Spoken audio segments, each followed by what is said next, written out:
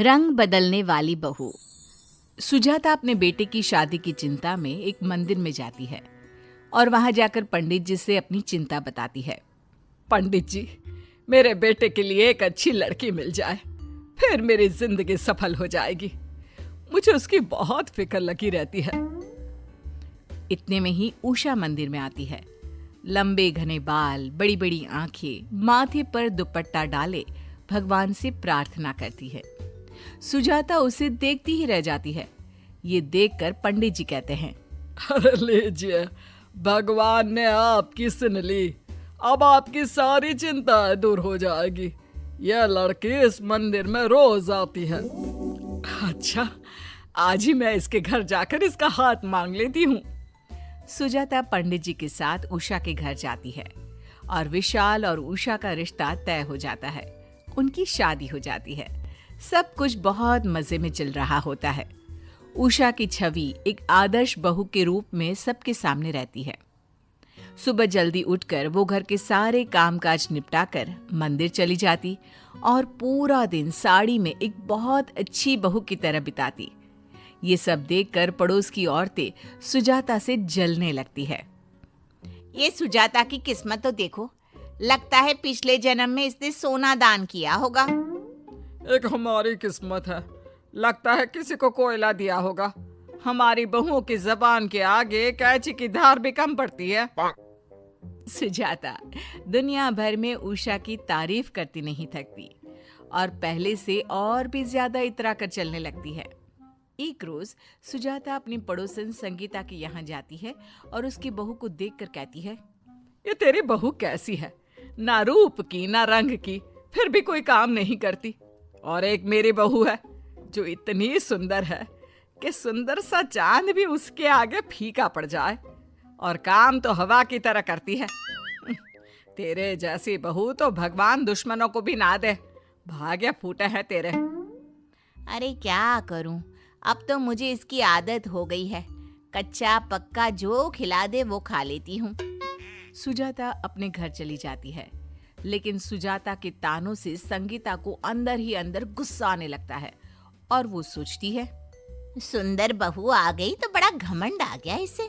भगवान करे वो भाग जाए, तब जाके इसके मुंह पर कालिक लगेगी। एक रोज संगीता अपनी बहन के घर उसकी बेटी की शादी में जाती है। वहां पहुंचकर वो देखती है कि उषा छोटे छोटे कपड़ों में उनके यहाँ बैचलर पार्टी कर रही है। ये देखकर उसके होश उड़ जाते हैं। कहीं मेरी आंखें धोखा तो नहीं खा रही है? ये सुजाता की बहू तो बहुत सीधी सादी है। इतने छोटे कपड़े तो पहन ही नहीं सकती वो। उषा अपनी मस्ती में पूरा गुम थी और वो संगीता को देखती भी नहीं। संगीता अपनी बहन से उषा के बारे में सब कुछ पूछ लेती है और उसे पता चल जाता है कि उषा जैसी दिखती है वैसी है नहीं। वो बहुत ही रंगीन मिजाज की लड़की है। अच्छा, मतलब ये अपने भोले भाले रूप से सबको चकमा दे रही है। अब आएगा मजा जब सुजाता को इसके असली रूप के बारे में पता चलेगा। तब हम लेंगे सुजाता के मजे।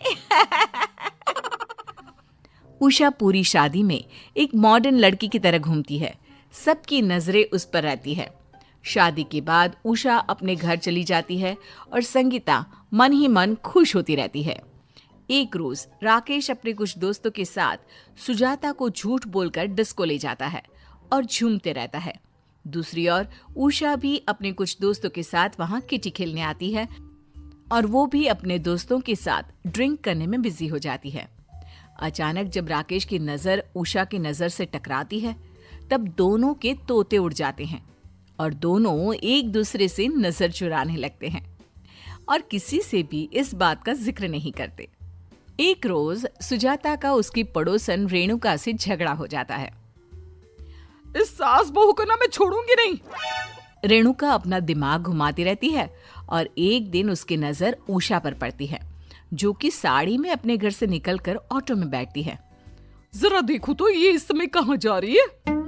रेणुका उषा का पीछा करती है और देखती है कि उषा एक मॉल में जाकर छोटे कपड़ों में बाहर निकलती है और किसी की गाड़ी में बैठ जाती है।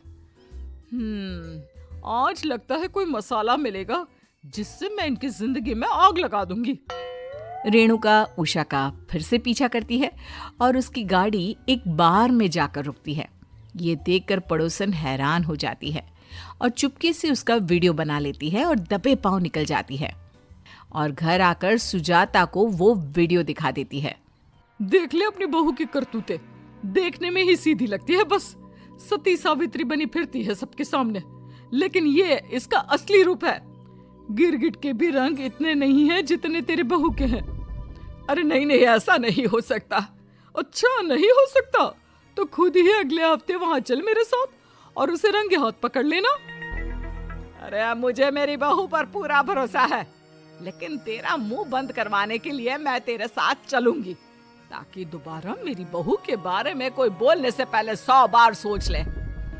अगले हफ्ते सुजाता अपनी पड़ोसन के साथ बाहर जाती है और वहां अपनी बहू को छोटे कपड़ों में शराब पीते देख सुजाता की आंखें फटी रह जाती है। मम्मी जी, आप यहाँ? ये तेरा असली चेहरा है? मुझे झूठा कह रही थी ना। देख लिया ना सुजाता, अपनी बहू को इतना सर पर चढ़ाने का नतीजा। गुस्से में सुजाता उषा को एक तमाचा लगाती है। उषा सुजाता से माफी मांगने लगती है। मम्मी जी, मुझे माफ कर दीजिए, ये आजकल सभी लोग करते हैं। मुझे लगा अगर मैं सबसे छुपा कर करूंगी तो आपको दुख नहीं होगा और मेरे मन का भी पूरा हो जाएगा। वाह जी वाह, अब ये मोटे मोटे टेसुए बहाकर खुद को सही बताने का अच्छा तरीका है, आजकल का फैशन है। तो मेरी बेटी को कभी इन सब चीजों में देखा है क्या? बढ़िया आई।